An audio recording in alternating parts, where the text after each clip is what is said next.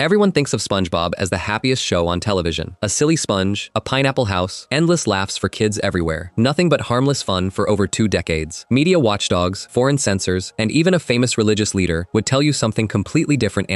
In this video, we break down every controversial episode of SpongeBob SquarePants ever aired, Midlife Crustacean, and the Panty Raid. Out of every episode SpongeBob SquarePants has ever produced, one stands alone as the single episode that Nickelodeon has permanently pulled from circulation. It does not air on television anymore. It is not available to stream. It has no plans for a return. That episode is Midlife Crustacean, and the reason behind its removal has nothing to do with violence or scary imagery. It comes down to one specific plan that 3 characters decide to carry out together. A plan built around a piece of American college history that most kids watching the show in the early 2000s had never heard of and had no way of understanding. SpongeBob SquarePants first premiered in 1999, created by Steven Hillenburg, a marine science educator who wanted to build a show that could make people laugh while also sneaking in real ocean facts. By the time season 3 arrived, the show had already become one of the biggest hits on Nickelodeon, loved by kids and adults alike for its strange humor and its lovable cast of characters living under the sea in the town of Bikini Bottom. Midlife Crustacean was one of the episodes that came out of that early era of massive popularity, a time when the writers were experimenting with adult themes wrapped in cartoon logic, betting that kids would laugh at the surface joke while missing the deeper reference completely. The episode centers on Mr. Krabs, the greedy but lovable owner of the Krusty Krab restaurant. In this story, Mr. Krabs is hit with something that real adults deal with all the time, but that cartoons rarely explore directly, a sense that his best years are behind him. He starts to feel old. He starts to feel like life has passed him by. This feeling has a real name in psychology, often called a midlife crisis, a period where a person, usually somewhere in their 40s or 50s, looks back at their life and starts to question the choices they made and the time they have left. Mr. Krabs shows every sign of this. He stops enjoying the things he used to enjoy. He starts comparing himself to how he used to be. He feels tired, discouraged, and disconnected from the sense of excitement he once had. SpongeBob and Patrick, being the loyal and well-meaning friends they are, notice that something is wrong with their boss and decide they cannot just sit back and watch him suffer. This is where the episode takes its turn into uncomfortable territory. Instead of suggesting something simple, like a fun day at the beach or a nostalgic visit to an old hangout spot, SpongeBob and Patrick decide the best way to make Mr. Krabs feel young again is to recreate something from his college days, an old tradition they believe will spark his youthful spirit back to life. That tradition is called a Panty Raid. A Panty Raid was a real event in American college history, something that actually happened on real campuses, mostly between the 1940s and the 1960s. During this time period, many colleges kept male and female students in separate dormitories, often with strict rules about when and how students of different genders could interact. Out of this environment came a strange tradition where groups of young men would organize a nighttime raid on a women's dormitory, sneaking inside as a group to grab pieces of women's underwear and run off with them as trophies. It was treated at the time as a wild, rebellious college prank, something that spread across multiple campuses during specific spikes in popularity, especially during the 1950s. It was covered by real newspapers of that era, sometimes described as a form of youthful chaos that college administrators tried to crack down on, and other times treated almost like a running joke about restless college students blowing off steam. Whatever way it was viewed at the time, it was undeniably a real practice tied to a very specific slice of American history, one that has mostly faded from modern memory outside of history books and old documentaries. Bringing this concept into a children's cartoon was already a bold decision by the writers. The joke depends entirely on adults in the audience recognizing the reference, while kids see nothing more than a silly caper involving sneaking around and being loud. For a show built on multiple layers of humor, that kind of joke fit right into the writing style of the era, since SpongeBob has always leaned on adult references hidden inside kid-friendly packaging. Whether or not that specific reference belonged in a show built for children became the exact question that would follow this episode for years afterward. As the episode moves forward, SpongeBob and Patrick convince Mr. Krabs that reliving his college days through a panty raid will bring back the spark he has lost. Mr. Krabs, caught up in his own sadness and desperate to feel like his younger self again, agrees to go along with the plan. The 3 of them sneak toward a house they believe belongs to a group of young women, treating the entire mission like an exciting throwback adventure. There is a sense of thrill built into these scenes, the kind of scene structure the show often uses when characters are convinced they are doing something daring and rebellious. The humor plays on that classic sneaking around formula, characters tiptoeing, hiding behind furniture, and reacting with fear every time they think they might get caught. The entire plan builds toward one specific location, the house Mr. Krabs remembers as the destination for this classic prank from his youth. SpongeBob and Patrick trust him completely, since he is the one who supposedly remembers where these houses used to be. As the 3 of them make their move and successfully grab what they came for, the moment finally arrives where the joke reveals itself. The house they raided does not belong to a group of unknown young women at all. It belongs to Mr. Krabs' own mother. This twist is the entire engine of the episode. Mr. Krabs, so caught up in trying to relive his youth, unknowingly leads his 2 friends into robbing his own mother's home during what he thought was a nostalgic recreation of his college days. The reveal plays as a comedic gut punch, the kind of twist ending SpongeBob has used many times throughout its history, where a seemingly wild adventure ends with a deeply personal and embarrassing outcome for one of of the main characters. For years, this stood as one of the more shocking punchlines in the show's history, precisely because most viewers, especially younger ones, had no idea what a panty raid even was until they were old enough to look it up and realize exactly what they had watched as kids. The fallout inside the episode plays out mostly for comedic effect. Mr. Krabs, embarrassed and caught in the situation with his own friends and his own mother involved, has to face the awkward reality of what just happened. The show treats this moment the way it treats most of its climactic embarrassments, played for laughs rather than serious consequence, since the tone of the series rarely lingers on emotional weight for long before moving toward a joke or a quick resolution. Mr. Krabs' emotional arc throughout the episode, from feeling old and forgotten to getting caught up in an embarrassing scheme with his mother at the center of it, wraps up quickly in typical SpongeBob fashion, leaving the joke itself as the lasting impression rather than any deeper emotional lesson. What makes this episode different from most other controversial moments across the show's long history is that the backlash did not happen right away. Midlife Crustacean aired in 2003 without triggering any major public outcry at the time. It existed for years as just another episode in regular rotation, occasionally brought up by longtime fans who understood the historical reference buried inside the plot, but mostly flying under the radar compared to louder controversies happening in other media at the time. It was not until nearly 2 decades later that the episode's fate changed completely. In 2021, Nickelodeon made the decision to permanently pull Midlife Crustacean from air and from streaming platforms. This decision came during a broader wave of media companies reevaluating older content across many shows and networks, a period where studios were taking a closer look at jokes, plots, and references from earlier decades that no longer matched modern standards for children's programming. The panty raid concept, once seen as a throwaway comedic reference mostly caught by adults, became the exact reason this particular episode could no longer stay in circulation. Unlike many other older cartoons that quietly edited out a single scene or joke while keeping the rest of an episode intact, Nickelodeon chose to remove Midlife Crustacean in its entirety rather than attempt to edit around the central plot. Since the panty raid concept was not a small side joke but the entire foundation the episode was built on, this decision placed Midlife Crustacean in a very small and specific category. Compared to other SpongeBob episodes that have faced criticism or controversy over the years, this one holds the distinction of being the only episode with a permanent ban and no scheduled return. Other episodes that have drawn criticism for different reasons have eventually returned to air after time passed or have remained available with no interruption at all. Midlife Crustacean has not followed that same path. As of now, there are no announced plans to bring it back into circulation on any platform, making it stand apart as the one true case of a full and lasting removal in the show's entire catalog. The episode's disappearance created an unusual situation for fans of the show. Longtime viewers who grew up watching the episode during its original run still remember specific scenes and jokes from it, while newer fans discovering SpongeBob through streaming platforms have no way to watch it at all unless they track down an old recording or an unofficial upload somewhere online. This has turned Midlife Crustacean into something of a curiosity within the larger fan community, an episode people can describe from memory but cannot easily revisit, which is a strange position for any piece of media from a show that otherwise remains fully available in near total completeness across seasons. The reasoning behind the removal also opened up a larger conversation among fans and critics about how modern audiences view older children's programming through a completely different lens than when it originally aired. A joke that seemed like a clever piece of hidden adult humor in 2003 read very differently to audiences revisiting it decades later, especially once younger viewers started asking questions about what a panty raid actually was and realizing the show had built an entire episode plot around a real-world practice with a complicated history tied to gender and privacy. What once felt like a subtle wink to adult viewers eventually became the exact reason the episode could no longer hold a place in the show's active lineup. Mr. Krabs as a character has always carried a mix of humor and heart throughout the series, often portrayed as money-obsessed and stingy, but also capable of showing real vulnerability in certain episodes. Midlife Crustacean stands as one of the earlier examples of the show attempting to explore that vulnerability, tackling something as universally relatable as aging and nostalgia before wrapping the whole concept inside a joke that would eventually outweigh the emotional core of the story in the public memory. Very few people who discuss this episode today bring up Mr. Krabs' feelings about aging. Almost everyone brings up the raid itself and the reveal involving his mother, which shows just how much a single controversial choice can end up defining how an entire episode is remembered, long after its original emotional intention fades into the background. The permanent removal of Midlife Crustacean also raises a broader point about how differently controversial content can be treated depending on timing and cultural context. An episode that passed through standards and practices review in 2003 without causing any real stir ended up becoming unacceptable to air just under 2 decades later, showing how much the bar for acceptable content in children's programming can shift over time. This is not something unique to SpongeBob alone, since many shows from that same era have had episodes quietly removed or edited as studios reassess older material, but SpongeBob's case stands out because of just how popular and widely watched the show has remained across generations, meaning any change to its available library gets noticed almost immediately by a massive built-in audience. For a show that has produced hundreds of episodes across more than 2 decades, having exactly one episode permanently banned says a great deal about just how specific and unusual Midlife Crustacean's situation really is. It was not banned for violence. It was not banned for scary imagery aimed at children. It was banned because of a single plot device pulled directly from a very real, very specific slice of American college history, one that most people had likely forgotten about entirely until this episode brought it back into conversation decades after the fact. Even with its removal, midlife crustacean remains a frequently referenced topic whenever people talk about SpongeBob's history with controversy, standing as the clearest example of an episode that could not simply be trimmed or edited around its problematic material. The entire premise depended on the panty raid concept from beginning to end, meaning there was no version of the episode that could exist without addressing that central plot point directly. This made a full removal the only real option available once the decision was made that the episode could no longer stay in rotation. This episode's story also connects to a much larger pattern that would eventually touch several other SpongeBob episodes over the years, each one for entirely different reasons involving entirely different kinds of controversy, but all sharing the same basic outcome of being pulled, restricted, or heavily criticized at some point after their original release. Midlife Crustacean was simply the first and most extreme case of this pattern within the show's history, setting a precedent that no episode is fully protected from re-evaluation no matter how many years pass since it originally aired. Before we move on, if you're enjoying this analysis, please consider subscribing. It helps the channel tremendously. There is another episode within the show's history that experienced a very similar fate of being pulled from circulation, though for reasons rooted in something happening in the real world rather than a piece of old college history. That episode dealt with a very different kind of uncomfortable timing, one connected to an illness spreading through Bikini Bottom that ended up mirroring real-world events in a way nobody could have predicted when it was first written. Section 2. Quarantined Crab and the COVID Pull. There is one SpongeBob episode that managed to predict a piece of real-world history entirely by accident, finishing production and getting ready to air more than a year before the actual event it seemed to be describing had even happened. That episode is Quarantined Crab, and its story is different from most other controversial episodes in the show's history because nobody involved in writing or animating it set out to make anything controversial at all. The controversy found the episode after the fact, once the real world caught up to a plot that suddenly felt far too close to home. Quarantined Crab was part of Season 12 of SpongeBob SquarePants, finished well before anyone in the general public had heard the word coronavirus. Like most episodes from this stage of the show's run, the script moved through the usual writing process, starting as a basic idea in the writer's room before getting expanded into a full story, then moving through storyboarding and voice recording, and finally passing through animation studios before reaching a finished product ready for broadcast. This entire process typically takes many months, sometimes well over a year, meaning the people who wrote and built this episode had no possible way of knowing what was coming in the wider world by the time their work was locked in and ready to go. The plot of the episode centers on a health inspector showing up unannounced at the Krusty Krab, the restaurant where SpongeBob works as the main cook. The inspector uses a small device that detects illness, and after scanning the room, he declares that someone inside has a highly contagious sickness called the clam flu. Once this announcement is made, the entire restaurant is placed under strict quarantine, with everyone locked inside together until the source of the sickness can be identified and removed. This premise alone, a group of characters trapped together and unable to leave because of a contagious illness, would end up feeling eerily familiar to millions of people worldwide almost overnight, though nobody involved in creating the story could have predicted that outcome. Trapped inside together are SpongeBob, his best friend Patrick, his rival co-worker Squidward, restaurant owner Mr. Krabs, along with regular customers Pearl and Mrs. Puff. As the fear of catching the illness spreads through the group, they all start turning on each other, looking for any small sign that someone nearby might be carrying the sickness. Mr. Krabs, always driven by self-interest above everything else, decides the best solution is to lock away anyone showing even the smallest symptom, using the restaurant's walk-in freezer as a makeshift isolation room. What follows is a chain of accusations and overreactions, with nearly every character eventually getting tossed into the freezer for reasons that have nothing to do with actually being sick. The first character locked away is SpongeBob himself, after a stray shake of pepper causes him to sneeze in front of everyone. Believing this sneeze to be proof that he is infected, the group forces him into the freezer, despite his calm insistence that he feels completely fine. Rather than suffering inside, SpongeBob discovers that the freezer is filled with mountains of snow, turning his isolation into something closer to a private winter playground, complete with sledding and an endless supply of ice cream. When Patrick notices his friend enjoying himself, he decides he wants in on the fun too, so he fakes his own symptoms by smearing relish on his skin and pretending to feel unwell, which gets him tossed into the freezer, right alongside SpongeBob. From there, the paranoia inside the restaurant only grows. Squidward starts scratching an itch on his arm, and this small and completely normal action is immediately treated as clear proof that he must be sick, leading to him being thrown into the freezer as well. Mrs. Puff yawns at one point during the chaos, and this simple and harmless action becomes just enough evidence for Mr. Krabs to lock her away too. Even Pearl, Mr. Krabs' daughter, ends up getting tossed into the freezer after mentioning she still has money left over from a previous shopping trip, with Mr. Krabs deciding this must mean her mind has been affected by the illness somehow. One by one, nearly every character finds themselves locked away for reasons that have absolutely nothing to do with any real symptoms, showing just how quickly fear and suspicion can spiral out of control once people start looking for someone to blame. Eventually, the group left outside the freezer starts to realize that Mr. Krabs himself might be the one actually causing all the chaos, given that he is the common factor standing outside while accusing everyone else. Rather than showing any real signs of illness, Mr. Krabs' greed and paranoia become the real source source of the disorder throughout the episode, using the fear of sickness as an excuse to control and contain everyone around him. The characters trapped in the freezer eventually break free and turn the tables, suggesting that Mr. Krabs should be the one locked away instead, since his behavior has caused far more trouble than any actual illness ever could. The episode builds toward its ending when the health inspector finally returns to check on the situation, expecting to find the clam flu contained and the restaurant ready to reopen. Instead, he discovers that nearly everyone inside has actually become sick for real, though not from the clam flu at all. Through the chaos of being locked in close quarters with poor sanitation throughout the entire ordeal, the group ends up catching several unrelated illnesses, with names built entirely around wordplay, poking fun at everyday household problems rather than anything based on real medical conditions. Faced with an entire restaurant full of genuinely sick customers and employees, the health inspector panics and calls in emergency responders, who arrive wearing full protective gear from head to toe. These responders proceed to seal the entire restaurant inside a giant container and lift it away by air, dropping it directly on top of the Chum Bucket, the rival restaurant across the street owned by the show's longtime villain, Plankton. In the final moments of the episode, it becomes clear that Plankton had the actual clam flu the entire time, meaning the illness that caused the entire quarantine in the first place had nothing to do with anyone inside the Krusty Krab at all. On its own, without any outside context, this story fits comfortably within the kind of chaotic, exaggerated humor SpongeBob has built its reputation on for decades, locking characters in confined spaces, building tension through misunderstanding, and ending with an unexpected physical gag are all classic tools the show has used many times throughout its long run. Under normal circumstances, an episode like this would have aired without drawing any special attention beyond being just another entry in a long list of silly Krusty Krab mishaps. The circumstances surrounding this episode were anything but normal. Quarantined Krab was originally scheduled to premiere in the United States on April 4th, 2020. By that point, the entire world had already been thrown into the middle of a real and serious global health event, with millions of people facing lockdowns, restaurant closures, and widespread uncertainty about a virus that was still not fully understood. A cartoon episode showing characters trapped together over fears of a contagious illness, complete with people getting locked away over minor and unrelated symptoms, suddenly carried a completely different weight than anyone involved in its creation could have ever intended. What had been written as a lighthearted, exaggerated comedy bit, now read as an uncomfortable mirror held up to something millions of families were actually living through in real time. Recognizing just how poorly the timing lined up with real-world events, Nickelodeon made the decision to pull the episode from its planned release, along with another episode originally scheduled to air alongside it. Rather than airing as planned, Quarantined Krab was quietly shelved, leaving fans of the show completely unaware of its existence for quite some time. This decision reflected a broader pattern happening across the entertainment industry during this same period, as many television networks and streaming platforms reviewed their upcoming schedules looking for any content that too closely resembled the ongoing global health crisis unfolding in real life. What makes the story of this particular episode even more interesting is that its removal was never treated as permanent from the very start. Unlike an episode built around a specific historical practice that could never truly be separated from its central premise, Quarantined Krab was pulled specifically because of poor timing tied to a real-world event, meaning that once enough time had passed and the situation surrounding the health crisis changed, there was room for the episode to eventually return. That return happened gradually and in an unusual order. Rather than debuting first in the United States where the show is produced, Quarantined Krab actually made its first public appearance overseas. France became the first country to air the episode, showing it to audiences there in May of 2020, just weeks after the original planned release date in America had already passed. This meant that international audiences had the chance to see this episode long before it ever reached the country where SpongeBob SquarePants is made, creating a strange situation where curious American fans had to rely on clips and translated versions circulating online just to get a glimpse of an episode their own country had not yet been allowed to see. For nearly 2 more years, Quarantined Krab remained unavailable to American audiences through official channels. The episode was even removed from a complete season box set release covering that portion of the show's episodes, meaning collectors purchasing physical copies of the season could not find it included, even though the rest of the season's episodes were present and accounted for. This absence became something fans openly noticed and discussed, turning an otherwise ordinary episode into a subject of curiosity simply because it was missing. The episode finally made its official American broadcast debut on April 29, 2022, more than 2 full years after its originally intended release date. By this point in time, the world had moved through multiple stages of the health crisis that had caused the delay in the first place, and enough distance had grown between the fictional plot and the real-world events it once resembled too closely. Nickelodeon chose to include the episode as part of the final block of Season 12, finally giving American audiences official access to something international viewers had already been able to watch for nearly 2 years. Beyond the surface-level concern about a fictional quarantine mirroring a real global health crisis, there was also a second layer of concern raised around this episode's timing. During the height of the real-world health crisis that delayed this episode, there was a documented rise in prejudice and hostility directed at Asian American communities across the country, fueled partly by misinformation linking the origins of the illness to people of Asian descent. Some coverage discussing the episode's delay pointed out that the atmosphere of fear and suspicion shown inside the fictional Krusty Krab, where characters turned on each other based based on flimsy and unfair assumptions, could be read as an uncomfortable parallel to the real prejudice happening outside the world of the cartoon. This added another layer of reasoning behind the decision to hold the episode back, beyond simply avoiding an on-the-nose comparison to lockdowns and contagious illness. What sets Quarantined Crab apart from other controversial episodes in the show's long history is the complete lack of intention behind its controversy. There was no attempt by writers to make a political statement, no attempt to reference a real historical event, and no plan to comment on anything happening in the real world at the time it was written. The entire situation came down to an unfortunate accident of timing, a script written and finished with absolutely no knowledge of the massive global event it would end up resembling so closely just months later. This makes the episode a rare case where the controversy exists entirely because of circumstances completely outside the control of everyone who worked on it. The episode's eventual return to American television also stands as a clear difference compared to episodes that face permanent removal, where some controversial episodes carry content tied so closely to their central premise that editing around the issue becomes impossible. Quarantined Crab only needed the passage of time and a shift in real-world circumstances before it could be considered acceptable again. Once the acute fear and uncertainty surrounding the real-world health crisis had eased, the fictional quarantine inside the Krusty Krab no longer carried the same uncomfortable weight it once did, allowing the episode to finally take its place in the show's official lineup without any further controversy following its actual broadcast. Since finally airing, Quarantined Crab has settled into a strange position within the larger catalog of SpongeBob episodes. It is neither treated as a forbidden piece of the show's history, since it eventually aired through completely normal channels, nor is it treated as a totally ordinary episode, since its unusual production and release story continues to come up whenever fans discuss the stranger chapters in the show's long broadcast history. The episode stands as proof that controversy does not always come from something a show intentionally puts into its own writing. Sometimes it comes from the outside world catching up to a story in a way nobody involved could have ever predicted. Before we move on, if you're enjoying this analysis, please consider subscribing. It helps the channel tremendously. There is another episode in the show's history that also drew heavy criticism, though this time, the controversy came from something written directly and deliberately into the plot, rather than an accident of unfortunate timing. That episode pushed one of the show's most reliable villains into a situation so dark and so uncomfortable that longtime fans and casual viewers alike still argue over whether it ever should have aired at all. Section 3. One-Course Meal and the Suicide Backlash. Every long-running cartoon eventually produces an episode that fans and critics alike look back on as the moment things went too far. The episode people cannot simply file away as just another silly cartoon plot. For SpongeBob SquarePants, that moment is widely agreed to be One-Course Meal, an episode from season 7 that took one of the show's most reliable comedic villains and put him through something so uncomfortable that even people who normally defend the show's darker jokes tend to draw the line here. One-Course Meal aired on March 25, 2010, though it was actually produced back in 2009, placing it firmly within the middle stretch of the show's long broadcast history. By this point, SpongeBob SquarePants had already been on the air for over a decade, giving the writers a deep well of established characters and long-running jokes to pull from. The title itself plays on a simple bit of wordplay, swapping the word coarse for coarse, a word that means rough or harsh, which ends up being a fairly direct hint at exactly what kind of episode this turns out to be once the story gets going. The plot centers on two of the show's most consistent rivals, Mr. Krabs and Plankton. Throughout the history of the series, these two characters have been locked in an ongoing battle over the secret formula behind the Krabby Patty, the signature food item sold at the Krusty Krab. Plankton, who owns the failing restaurant across the street called the Chum Bucket, spends nearly every episode he appears in trying some new scheme to steal that formula, only to be foiled again and again by SpongeBob, Mr. Krabs, or plain bad luck. This ongoing rivalry has always been treated as one of the show's most dependable sources of comedy, with Plankton usually walking away from his failed plans, bruised, humiliated, or simply back at square one, ready to try again in the next episode. One-Course Meal begins in a similar place to many other Plankton episodes, with the tiny villain attempting yet another scheme to get his hands on the formula. Early in the episode, Plankton actually manages to gain the upper hand, catching both Mr. Krabs and SpongeBob, and holding them in a position of real disadvantage for a change. This start briefly flips the usual power balance the show normally relies on, giving Plankton a rare moment of actual success before everything shifts in the opposite direction. During the course of this early conflict, Mr. Krabs discovers something new about his tiny rival, a piece of information that becomes the foundation for everything that follows. He learns that Plankton has a genuine and deep fear of whales. Rather than simply using this information for a quick joke or a single scare, Mr. Krabs decides to build an entire scheme around it, one designed to torment Plankton over a much longer stretch of time than any single prank the show had attempted before. Mr. Krabs' plan involves dressing up in a costume made to look exactly like his daughter Pearl, who happens to be a whale. Using this disguise, Mr. Krabs begins appearing around Plankton again and again, popping up wherever his tiny rival goes in order to terrify him with the belief that a real whale is stalking him. What starts as a single scare quickly turns into a sustained campaign, with Mr. Krabs continuing this same routine day after day. According to the episode itself, this torment stretches across 16 separate days, with Mr. Krabs showing up repeatedly in the Pearl disguise purely to frighten Plankton over and over again, long after any reasonable person would consider the joke to have run its course. As the days pass, Plankton's fear stops looking like a simple cartoon cartoon scare and starts looking like something closer to real psychological distress. He becomes increasingly paranoid, unable to relax or feel safe anywhere, constantly on edge waiting for the next appearance of what he believes to be a genuine whale hunting him down. The show spends a significant portion of the episode focused entirely on this slow unraveling, following Plankton's growing desperation as the days of torment continue to stack up with no end in sight. Unlike most Plankton episodes, where his suffering tends to be quick and followed almost immediately by a joke or a fresh scheme, this episode allows his fear and exhaustion to build steadily, giving the torment far more weight and far more screen time than any previous scare directed at his character. The episode reaches its most serious and most heavily criticized moment when Plankton, worn down completely by the sustained fear and isolation of his ordeal, decides he cannot continue living under this kind of constant terror. In a moment that departs sharply from the show's usual tone, Plankton walks into the street and lies down directly in the path of an oncoming bus, choosing to end his life rather than continue facing what he believes is an unstoppable threat. SpongeBob happens to be nearby during this moment, and rather than the show simply glossing over what is happening, Plankton actually asks him directly to step on him and finish what he has started. SpongeBob, visibly upset and clearly troubled by what he is witnessing, refuses to go along with what Plankton is asking of him. This sequence marks a clear turning point in tone for an episode that began as a fairly typical entry in the long-running rivalry between these two characters, where the show has occasionally included brief and quick moments touching on similarly dark ideas in other episodes over the years, usually treated as a fast one-line joke before immediately moving on. One-course meal slows down and lingers on this moment in a way that feels dramatically different from anything the series had done up to that point. Rather than a passing reference used as a quick punchline, this becomes an extended and central plot point that the entire back half of the episode revolves around. It is at this point that SpongeBob finally steps in to defend Plankton, standing up against Mr. Krabs' ongoing campaign of fear once he sees just how far things have actually gone. This marks one of the rare moments across the show's long history where SpongeBob directly challenges Mr. Krabs, someone he otherwise treats with near constant loyalty and respect throughout the series. Seeing Plankton pushed to such a desperate and extreme point is enough to make even the endlessly cheerful and forgiving SpongeBob recognize that something about this entire situation has crossed a line that should not have been crossed in the first place. Following this confrontation, the truth behind the whale disguise finally comes out, and Plankton learns that the creature terrorizing him for over 2 weeks was never a real whale at all. It was Mr. Krabs the entire time, dressed in a costume built to look exactly like his daughter Pearl. This reveal exposes the entire torment as an elaborate and deliberately cruel prank rather than any kind of accidental or misunderstood situation, making Mr. Krabs' actions throughout the episode feel especially harsh once Plankton, and the audience along with him, fully understand the depth of what he had been going through for absolutely no real reason beyond his rival's amusement. The episode does eventually give Plankton a small moment of payback before it wraps up, using a lighter comedic bit involving fake money and a brief scheme aimed at getting some measure of revenge against Mr. Krabs. This moment is often pointed to by longtime viewers as the one genuinely well-received piece of comedy inside an otherwise heavily criticized episode, offering a small return to the show's usual tone before the credits roll. Even with this brief lighter moment included, the episode as a whole does not offer any real closure or apology from Mr. Krabs for what he put Plankton through, nor does it spend any real time addressing the seriousness of what almost happened moments earlier. The story simply moves forward and wraps up in typical SpongeBob fashion, treating the entire ordeal as something to move past quickly, rather than something requiring any deeper resolution. This lack of any real acknowledgement from the show itself became one of the biggest sources of criticism once fans and reviewers began discussing the episode more widely. Rather than treating the earlier moment with any weight matching its seriousness, the episode moves on almost as if nothing especially unusual had happened, leaving many viewers feeling like the show had introduced something far too serious for a children's program without following through on any of the responsibility that such a heavy subject would normally require. Reaction to One Course Meal has remained consistently negative in the years since it first aired. The episode is frequently named by fans and reviewers as one of the worst entries in the show's entire history, sometimes ranked as the single worst episode the series has ever produced across multiple separate rankings compiled by different reviewers and fan communities over the years. Much of this criticism centers directly on the choice to include a serious and extended suicide attempt inside a show built primarily for children, especially given how casually the story treats the moment once it has passed. Beyond the central controversy, many reviewers have also pointed out that nearly every character in the episode behaves in an unusually unlikable way, with Mr. Krabs acting with a level of cruelty that goes well beyond his usual greedy and self-interested personality traits established in earlier seasons. Some longtime fans of the show have also pointed out inconsistencies between this episode and earlier installments, noting that Plankton's supposed fear of whales does not line up cleanly with other episodes where he and Pearl interact without any sign of this fear being present. This has led some viewers to question how much thought actually went into connecting this story with the show's larger continuity, adding another layer of criticism on top of the concerns already surrounding the show's central subject matter. Despite the overwhelmingly negative reaction from fans and critics alike, One Course Meal has never been pulled from circulation the way some other controversial episodes eventually were. It remains part of the show's official library and continues to appear in reruns from time to time, though considerably less often compared to more lighthearted lighthearted episodes from the same era. Its rare appearances on television are sometimes attributed by fans to simple scheduling coincidence, rather than any deliberate effort to limit how often it airs, since it typically gets grouped alongside a Valentine's Day-themed episode it originally aired alongside, rather than being singled out on its own. The episode's darker subject matter also became the basis for fan-made stories inspired by it, including at least one widely circulated piece of fan fiction, imagining a much darker alternate ending where Plankton's attempt is not interrupted. Stories like this, created entirely by fans rather than the show's actual writers, reflect just how deeply this particular episode has stuck with viewers over the years, inspiring reactions and discussions that go far beyond the reaction generated by most other individual episodes across the show's massive catalog. Looking at the episode within the larger context of the show's history, One Course Meal stands as a clear example of a story that pushed the boundaries of what the series had previously been willing to show, using an extended and serious subject as the centerpiece of an episode rather than treating it as a brief passing joke. Where other controversial episodes throughout the show's run tend to draw criticism from a single scene, a single line, or a single reference tucked into an otherwise ordinary plot, this episode built its entire second half directly around its most serious and most heavily criticized moment, making it difficult for viewers to separate the episode from the specific controversy attached to it. The lasting reputation of One Course Meal continues to shape how fans discuss the show's willingness to explore darker territory throughout its long history. Even years after its original broadcast, it remains one of the most frequently cited examples whenever conversations turn toward questioning just how far a children's cartoon should be willing to go in the name of a joke, especially when that joke involves something as serious as a character's genuine desire to end his own suffering rather than continue facing what he believes to be an inescapable threat. Before we move on, if you're enjoying this analysis, please consider subscribing. It helps the channel tremendously. There is another episode in the show's history that also drew serious criticism over a joke tied to violence, though this time, the concern came from timing connected to a real and tragic event happening in the world just months before the episode ever aired, forcing the writers to reconsider a single specific moment before it ever reached television screens at all. Section 4. FUN and the Gun Joke Cut. That episode is FUN, one of the earliest and most fondly remembered installments of SpongeBob SquarePants, airing on September 18, 1999, during the show's very first season. At this point in the show's history, SpongeBob SquarePants was still brand new, having only debuted earlier that same year. The show had not yet become the massive worldwide hit it would eventually turn into, but episodes from this early era already carried the same mix of silly humor, catchy songs, and surprisingly sharp writing that would come to define the series for decades afterward. FUN stands as one of the clearest examples of that early creative strength, built around a simple but effective story involving friendship, loneliness, and one of the show's most enduring musical moments. The episode was originally planned under a different title during its early development, known at one point as My Fair Plankton, before eventually becoming the version fans know today. The story begins with a fairly ordinary scene at the Krusty Krab, the restaurant where SpongeBob works as the main cook. Business is running smoothly until an alarm suddenly goes off, warning everyone inside that Plankton, the tiny one-eyed villain who runs the failing restaurant across the street, is attempting once again to steal the secret formula behind the Krabby Patty, the restaurant's signature food and the single most valuable secret in all of Bikini Bottom. Plankton succeeds in grabbing a Krabby Patty and makes his escape by burning a hole through part of the restaurant with a small laser device, something the show frequently uses as a quick and simple way to explain how this tiny villain manages to slip past larger obstacles. SpongeBob immediately springs into action, chasing after Plankton across the rooftops and streets of Bikini Bottom in a long and energetic pursuit that showcases the kind of fast-paced physical comedy the show became known for early in its run. After a lengthy chase full of visual gags, including SpongeBob using his own inflated hat to bounce around the city like a giant ball, he finally manages to catch up to Plankton and recover the stolen patty. Once the chase ends, the local townspeople of Bikini Bottom celebrate SpongeBob as a hero, even having a police officer character present him with an honorary rookie badge in recognition of stopping the theft. In the middle of this celebration, SpongeBob happens to glance over and notice Plankton walking away from the scene looking genuinely sad and defeated, rather than simply annoyed at having failed his scheme once again. This small moment of quiet sadness catches SpongeBob's attention and sets the entire rest of the episode in motion, since SpongeBob, being naturally kind and endlessly forgiving, immediately feels sorry for his tiny rival rather than celebrating his own victory. Rather than simply walking away and enjoying his win, SpongeBob decides to reach out to Plankton directly, inviting him to spend the day together doing something completely unrelated to their usual rivalry. SpongeBob suggests they go jellyfishing together at Jellyfish Fields, one of the show's most iconic recurring locations, and a spot SpongeBob visits often throughout the series, purely for fun. Plankton, initially confused by this offer given their history as enemies, eventually agrees to go along with SpongeBob's plan. His true motivation for accepting becomes clear once he speaks with Karen, his robotic computer companion back at the Chum Bucket, who points out that spending time with SpongeBob could give Plankton a golden opportunity to finally learn the secret formula he has spent so much of his life trying to steal. With this hidden motive tucked away in the back of his mind, Plankton heads out to Jellyfish Fields with SpongeBob, clearly planning to use the friendly outing purely as a means to an end. It is during this stretch of the episode, out among the jellyfish and away from the usual chaos of the Krusty Krab and Chum Bucket rivalry, rivalry that the storyboard originally included the moment that would eventually be cut from the finished episode entirely. According to surviving storyboard material from the episode's early production, Plankton was originally written to hold his jellyfish net and treat it as though it were a firearm, pretending to aim it and asking SpongeBob what happens after they shoot the jellyfish, following this question with sound effects meant to represent gunfire. In this planned version of the scene, SpongeBob was written to respond with visible shock, clearly startled and uncomfortable at the suggestion, firmly telling Plankton that shooting is not something they do while out jellyfishing together. This entire exchange existed only briefly in the planning stages of the episode, sketched out during the storyboard process before the animation for the final episode was actually completed. The timing behind this particular scene becomes especially significant once placed alongside real-world events happening around the same period the episode was being developed. Earlier that same year, in April of 1999, the United States experienced the Columbine High School shooting, a tragic and widely covered act of violence that shook the entire country and led to a significant nationwide conversation about violence in media, including television, movies, and video games aimed at younger audiences. With this tragedy still fresh in the national conversation by the time FUN was moving through its final stages of production, the storyboard joke involving Plankton mimicking a firearm and asking about shooting suddenly carried a weight it never would have carried under any other circumstances. Recognizing just how poorly this specific joke would land given the recent tragedy, the decision was made to remove the firearm reference entirely before the episode reached its finished form. In the version of FUN that actually aired and remains available today, Plankton is still shown holding the jellyfish net in a way that visually resembles the way someone might hold a rifle, since this particular pose survived the edit and made it into the final episode. What did not survive, however, was the specific dialogue and gunfire sound effects tied to that pose. In the version that aired, Plankton simply holds the net without pretending to fire it, and the line about shooting something along with SpongeBob's shocked response were both removed completely, leaving only a brief visual echo of what had originally been planned as a much more direct and pointed joke. This decision reflects a broader pattern that has played out across the entertainment industry many times over the years, where scenes and jokes written and even partially produced before a real-world tragedy end up getting cut, altered, or delayed once that tragedy becomes part of the national conversation. Television networks and film studios have made similar choices many times throughout history, reviewing content already in production to check for anything that might now land differently in light of a recent real-world event, even when the original writers had absolutely no intention of referencing anything happening in the news at the time they first came up with the joke. What makes this particular example stand out within SpongeBob SquarePants' history is how deeply this specific moment has stuck with fans over the years, despite never actually appearing in the finished episode that aired on television. Storyboard artwork and early production materials from animated shows do not usually reach public attention, since most viewers only ever see the finished product that makes it to broadcast. In this case, however, details about the original storyboard version of this scene eventually became public knowledge, spreading through fan communities and eventually becoming one of the most frequently discussed pieces of cut content in the show's entire history, right alongside episodes that were fully produced and then pulled after actually airing. The episode itself continues on from this moment with one of the show's most memorable and beloved sequences, where SpongeBob attempts to explain the concept of fun to Plankton by singing what has become one of the most iconic songs in the entire series, breaking the word fun down into its individual letters and explaining what each one represents. Despite Plankton's initial reluctance and his hidden motive of trying to learn SpongeBob's secrets, he eventually finds himself genuinely swept up in the song and the overall experience, appearing to develop real enjoyment and even something resembling authentic friendship with SpongeBob by the time the song wraps up. This moment has gone on to become one of the most celebrated musical sequences across the entire history of the show, frequently cited by fans and even ranked highly among the greatest individual moments across all of Nickelodeon's various animated series over the years. Meanwhile, back at the Krusty Krab, Mr. Krabs happens to observe SpongeBob spending time with his sworn enemy Plankton, immediately jumping to the conclusion that his loyal employee must be betraying him somehow by associating with his greatest rival. This misunderstanding adds another layer of tension to the episode, building toward its final stretch as SpongeBob eventually discovers that Plankton's friendly behavior throughout the day had actually been motivated by an attempt to steal a Krabby Patty hidden away during their time together, rather than any genuine desire for friendship at all. Once SpongeBob catches on to what Plankton has been trying to do, the episode moves into its closing sequence, with Plankton eventually being caught red-handed and suffering one of his typical comedic defeats, ending up physically flattened after a chaotic sequence involving a movie theater screen and a solid wall behind it. This kind of exaggerated physical comedy, where characters survive impossibly violent-seeming situations completely unharmed, has always been a defining feature of the show's cartoon logic, allowing for slapstick violence that clearly exists in a completely different category from anything resembling real-world harm. This distinction becomes especially important when placed next to the earlier discussion of the removed firearm joke, since it highlights just how carefully the show's creators and network standards teams had to think about the difference between harmless cartoon violence, which the show has always been full of, and jokes that might reference real-world tragedy too directly, which required a completely different level of caution and sensitivity. The episode wraps up with SpongeBob and Mr. Krabs reconciling after the misunderstanding gets cleared up, and life at the Krusty Krab returning to normal, setting the stage for Plankton to continue his ongoing rivalry with SpongeBob and Mr. Krabs across the hundreds of episodes episodes that would follow this one over the next several decades. Despite being only the 10th episode of the entire series, FUN established several elements that would go on to define the show's long-term formula, particularly the strange and oddly touching dynamic between SpongeBob and Plankton, two characters who technically stand as enemies, but who the show has occasionally allowed brief moments of genuine warmth between over the years. Because the firearm joke never actually made it into the broadcast version of the episode, FUN itself has never faced any real controversy tied to its final aired content, remaining one of the most consistently praised episodes across the show's massive catalog. The controversy attached to this episode exists entirely in a kind of behind-the-scenes space, discussed by fans who dig into old production materials and early animation history, rather than something ordinary viewers watching the show through normal channels would ever encounter or even know about without specifically searching for it. This particular story adds an interesting angle to the larger picture of controversy across SpongeBob SquarePants' long history, where other episodes discussed so far in this collection involve either a joke that made it all the way to broadcast before facing backlash, or an entire episode getting pulled after the fact due to unfortunate timing with real-world events. FUN represents a case where the concern was caught early enough during production that the joke never had the chance to reach an audience at all. This reflects a level of caution exercised well before the episode ever aired, standing in contrast to situations where controversial content made it all the way to television screens before anyone raised concerns about it. Before we move on, if you're enjoying this analysis, please consider subscribing. It helps the channel tremendously. There is another controversy tied to the show that did not come from anything written directly into an episode's plot at all, but instead came from a completely separate project connected to the show's characters, one that ended up sparking a massive national debate involving religious groups, television networks, and a wave of media coverage that had almost nothing to do with anything SpongeBob or his friends actually said or did on screen. Section 5. The 2005 We Are Family Tolerance Video Firestorm. Not every controversy connected to SpongeBob SquarePants comes from something that happened inside an actual episode. One of the biggest media firestorms ever tied to the character had almost nothing to do with the show itself, and everything to do with a separate project that used SpongeBob's image alongside dozens of other cartoon characters. What started as an effort to teach children about accepting people who are different from them turned into a nationwide argument involving a famous religious leader, a wave of newspaper headlines, and a debate that stretched across television networks for weeks. To understand this controversy, it helps to start with where the whole project actually came from. Back in 2001, following the terrible events of September 11th, a large group of celebrities came together to re-record a version of the classic song We Are Family, originally written by musician Nile Rodgers. The idea behind this project was to bring people together during an extremely difficult and painful moment in the country's history, using the song's message about unity and connection to help lift the spirits of a country going through a shared tragedy. Roughly 200 well-known performers and public figures took part in this re-recording, creating a large-scale project meant to spread a message of togetherness during a time when the entire nation needed exactly that kind of message. Out of this original 2001 project came a foundation named after the song itself, called the We Are Family Foundation, founded by Nile Rodgers to continue building on the spirit of unity that had come out of the original recording. Several years after the initial project, in 2005, this foundation decided to create a new version of the video specifically aimed at children, this time featuring a wide range of well-known cartoon characters singing along to the same song, including SpongeBob SquarePants alongside many other popular animated characters from various children's shows. The plan behind this new video was to distribute it to a massive number of elementary schools across the country, with reports at the time putting the number at around 61,000 public and private schools set to receive copies as part of an educational package. This educational package was not simply the music video on its own. It also included a booklet meant to accompany the video, containing lesson plans for teachers to use alongside the song, developed in partnership with an organization connected to the Anti-Defamation League, a group with a long history of working on causes related to fighting prejudice and promoting understanding between different groups of people. The overall goal behind the entire project, according to the foundation and its partners, was to give teachers a tool for talking with young students about accepting people from different backgrounds, different family situations, and different walks of life, using a beloved and recognizable cast of cartoon characters as a friendly and familiar way to introduce these ideas to children. The controversy began not with any public reaction to the video itself, since most of the country had not yet seen it, but with comments made by a well-known religious figure named James Dobson. Dobson was the founder of an organization called Focus on the Family, a group known for its influence within conservative Christian communities across the United States, and he was widely considered one of the most prominent and recognized voices within that movement at the time. In January of 2005, Dobson attended a black-tie dinner in Washington, held to celebrate a presidential election victory, and during his remarks to the crowd, he brought up the topic of the upcoming Tolerance Video Project, specifically mentioning SpongeBob by name and pointing to the character's inclusion in a video he described as having a hidden purpose beyond simple tolerance messaging. A reporter for a major national newspaper was present at that same dinner and later wrote a story covering Dobson's comments, which quickly caught the attention of other media outlets around the country. Within a very short period of time, the story exploded far beyond its original coverage, with dozens of newspapers picking it up, along with numerous radio programs and television networks, all covering the growing debate over what Dobson had actually said and what he meant by it. By some counts, at the time, more than 60 separate newspapers ran stories covering the controversy, and it became a major topic across countless radio call-in shows, along with extensive coverage on national television news programs. At the center of the controversy was Dobson's specific concern about the tolerance video and its accompanying teacher's guide. Dobson and organizations aligned with his views, including another prominent conservative Christian group called the American Family Association, argued that the project was not simply about general tolerance, but was specifically designed to introduce children to ideas about differing sexual identities, including homosexuality, through a project that appeared on the surface to be a harmless children's video featuring familiar cartoon characters. An editor connected with the American Family Association wrote that while the project looked like a simple effort to encourage understanding between different cultures on the surface, a closer look revealed that one of the differences the video seemed to be celebrating involved sexual orientation, something these groups believed was not appropriate to introduce to elementary school-aged children through school-distributed materials. Much of the specific concerns centered on brief passages within the accompanying teacher's guide, which included short references acknowledging that not every student comes from the same kind of family structure. According to reporting from the time, the guide mentioned various family situations children might encounter or come from themselves, including families formed through adoption, families with step-siblings, families being raised by grandparents, and among many other examples, brief passing references to children being raised by two parents of the same gender. The guide's overall message, according to those who reviewed it closely, encouraged teachers to remind students that every family looks different in its own way, but that all families share a foundation built on love and care for one another, regardless of their specific structure. Groups opposed to the project argued that even brief and passing references to this kind of family structure within materials aimed at young elementary school children amounted to teaching children about topics related to sexual orientation before they were ready to understand or process that kind of information. Supporters of the project pushed back strongly against this characterization, arguing that the guide simply acknowledged the reality that children in modern classrooms come from many different kinds of households, and that briefly recognizing this reality alongside dozens of other examples of family diversity was a far cry from teaching children specifically about sexual orientation, as some critics were suggesting. As the story grew larger in the media, a specific and widely repeated claim began circulating that Dobson had directly called SpongeBob himself a gay character, based on his behavior in the show, including his close and affectionate friendship with his best friend Patrick, a starfish. Media coverage at the time pointed to specific examples from the actual television series, noting that SpongeBob is often shown holding hands with Patrick throughout the show and enjoys watching a fictional television show within the series called The Adventures of Mermaid Man and Barnacle Boy, examples that some coverage suggested Dobson had used as evidence that the character carried some kind of hidden meaning beyond simply being a children's cartoon character. This particular claim, that Dobson had specifically labeled SpongeBob as gay, spread rapidly across news outlets and became one of the most widely repeated parts of the entire controversy. However, once the initial wave of coverage settled, Dobson himself pushed back strongly against this characterization of his remarks. Appearing on a cable news program shortly after the story broke, Dobson spoke directly with the host about the situation, stating that he felt he had been misquoted and portrayed unfairly by many of the outlets covering the story. According to Dobson, his actual concern was never about the personal identity or nature of any specific cartoon character, including SpongeBob, but rather about the broader purpose and content of the teacher's guide accompanying the video, which he believed was designed to introduce discussions about sexual identity into elementary school classrooms through material framed as simple tolerance education. Some reporting from the time also pointed out a possible source of confusion behind part of the controversy, noting that there was an entirely separate and unrelated organization that also used the name We Are Family, one focused specifically on supporting gay youth, completely unconnected to the foundation behind the children's tolerance video and its accompanying music project. According to this reporting, some of the confusion driving the controversy may have stemmed from this unrelated group sharing a nearly identical name to the actual foundation behind the video, leading to some mixing up of the two separate organizations during the fast-moving news cycle surrounding the story. Regardless of exactly how the confusion started, the controversy took on a life of its own once it reached the national spotlight, becoming a major topic of discussion across political blogs, online discussion forums, and cable news debate segments throughout early 2005. Online political discussion communities generated massive threads with hundreds of comments discussing the controversy from every possible angle, while television programs across multiple networks brought on guests from opposing sides of the debate to discuss the growing firestorm surrounding a children's cartoon character and an educational video most of the general public had still never actually seen with their own eyes at the point the controversy first exploded. Throughout this entire controversy, it is worth noting that the video itself never contained any direct reference to sexual orientation of any kind, and none of the cartoon characters featured, including SpongeBob, were ever written or intended by their original creators to represent any particular sexual identity. The controversy existed almost entirely around interpretation and concern over the accompanying teacher's guide rather than the actual video content that families would have seen if they watched it themselves. This distinction became an important point raised by supporters of the project throughout the debate, who argued that criticism aimed at the video missed the fact that the video itself simply showed a large group of beloved cartoon characters singing a well-known song about unity, without featuring any content directly related to the specific concerns being raised in the media. For SpongeBob SquarePants as a show, this controversy stands apart from every other entry in this collection because it did not originate from anything written or produced by the show's actual creative team. The character's appearance in this separate music video project was simply one part of a much larger collection of cartoon characters brought together for a single charitable and educational cause, meaning the show itself bore no direct responsibility for the message for the project or the debate that followed. Despite this, SpongeBob became one of the most frequently mentioned names throughout the entire controversy, largely due to the character's massive popularity at the time and the specific examples from the actual television series that commentators pointed to during the debate, particularly his close friendship with Patrick. This controversy also reveals something interesting about how a single high-profile comment from an influential public figure can completely reshape how the public understands and discusses a piece of media, regardless of what that media actually contains. Many people who followed this story closely during 2005 likely never watched the actual tolerance video or read the accompanying teacher's guide for themselves, instead forming their opinions entirely based on secondhand media coverage and repeated claims circulating across news outlets and political commentary. This created a situation where the public conversation about the controversy often had very little connection to the actual content at the center of it, a pattern that has repeated itself many times since in other media controversies involving popular characters and public figures making bold claims about hidden meanings within children's entertainment. The controversy eventually faded from the national spotlight as news stories took over the news cycle, though it remains one of the most frequently referenced examples whenever people discuss SpongeBob's long history of unexpected controversy over the decades. Unlike controversies tied directly to specific episodes or specific jokes written into the show itself, this particular firestorm exists as a reminder that a character's popularity alone can pull it into debates that have little to do with anything the character's actual creators ever intended or wrote. Before we move on, if you're enjoying this analysis, please consider subscribing. It helps the channel tremendously. There is another controversy connected to the show that also grew out of accusations about hidden meaning, though this time critics were not looking at the show's characters through the lens of personal identity, but instead through the lens of business and economics, accusing certain episodes of quietly pushing a political message about corporations and the environment hidden inside otherwise ordinary cartoon plots. Section 6. SpongeBob's Last Stand and the Corporate Backlash. A cartoon episode built around saving a jellyfish field from a highway project does not sound like the kind of story that would spark a political argument. Yet SpongeBob's Last Stand became exactly that, pulled into a debate about business, government, and the environment that had almost nothing to do with how most kids actually experienced the episode watching it at home. SpongeBob's Last Stand holds a specific place in the show's broadcast history. It was originally released early on a DVD collection on March 16, 2010, before making its official television debut on Nickelodeon a little over a month later, airing on April 22,